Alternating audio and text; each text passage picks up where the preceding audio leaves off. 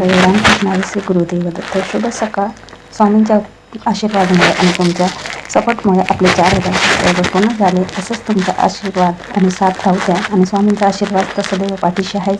आपण पुढे जात आहोत हा खूप मोठा आनंद मनात असून सकाळची सुरुवात केली. हा आदल्या दिवशीचा व्हिडिओ जेणेकरून सकाळची सगळी साफसफाई करायची होती. दुसऱ्या दिवशी होता स्वामींचा प्रकट दिवस आणि उत्साह होता मनात की स्वामी आज आपल्या घरात स्थानबद्ध होतील आणि सदैव आपल्याला वर्षभरात खूप छान असे अनुभव देतील.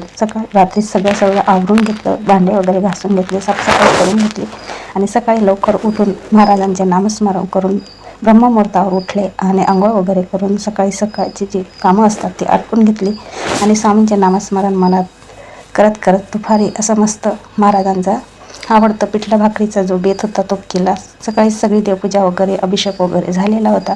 तो व्हिडिओ स्किप झाला आहे म्हणून तो टाकता आला नाही आणि म्हणजे मोबाईल नव्हता माझ्याकडे घरी म्हणून मग तो स्किप झाला. आणि सकाळची जी माझी म्हणजे सेवा होती ती या व्हिडिओत टाकायची राहून गेली, त्यासाठी मी क्षमा मागते. नंतर देवपूजा झाल्यावर महाराजांना नैवेद्य दाखवल्यानं महाराजांचे थोडेसे पायात चेपले आणि दुपारी जायचं होतं केंद्रात. लवकरच गेले 5 वाजेला, कारण की तिथे थोडेफार कामं होती.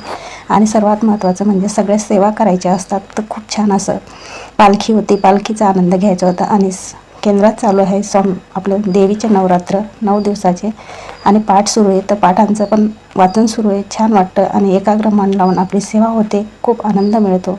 त्यानंतर महाराजांचं नामस्मरण केलं आणि आरतीला थांबले. आरती म्हणजे होणारच होती, त्याच्या आधी आम्ही पालखीला फिरवलं दत्त महाराजांची आणि स्वामींची पालखी. त्याच्यामुळे खूप छान असं मन प्रसन्न होतं. नकारात्मक सगळी ऊर्जा आपल्या शरीरातून बाहेर निघून जाते. इकडे चालू होती आरतीची तयारी. आमच्या केंद्रातले नाना आणि ताई आरती करणार होत्या. त्यानंतर आम्ही थोडीशी पालखीचा आनंद घेतला, नामस्मरण केलं. खूप छान असं दिवस जातो आणि आपले जे आयुष्य आहे ना उज्ज्वल होते. आपले नकारात्मक विचार दूर होतात. आपली बुद्धी तीक्ष्ण आणि चाणाक्ष बुद्धी बनते, कारण की आपण जे कोणाबद्दल वाईट विचार करतो ना ते तिथंच आपले नष्ट होऊन जातात स्वामींच्या फक्त एका दृष्टीने. स्वामी आपल्या सदैव सोबतच असतात, फक्त ते आपल्याला मार्गदर्शन करत असतात. आपले कर्म आहे ते आपल्याला भोगावेच लागतील. स्वामींवर कुठल्याही गोष्टींचा आपण भार टाकायचा नाही. स्वच्छ मनाने स्वामींची सेवा करत राहायची. त्यानंतर घरी आले, महाराजांना धन्यवाद केलं, स्वामींना पेढा ठेवला आणि घरातल्या जो स्वामींचा फोटो आहे तिथे दर्शन घेतलं आणि स्वामींना सांगितलं, स्वामी हे वर्ष आनंदाचं सुखाचं सर्वांना जाऊ द्या. जे युद्ध सुरू आहे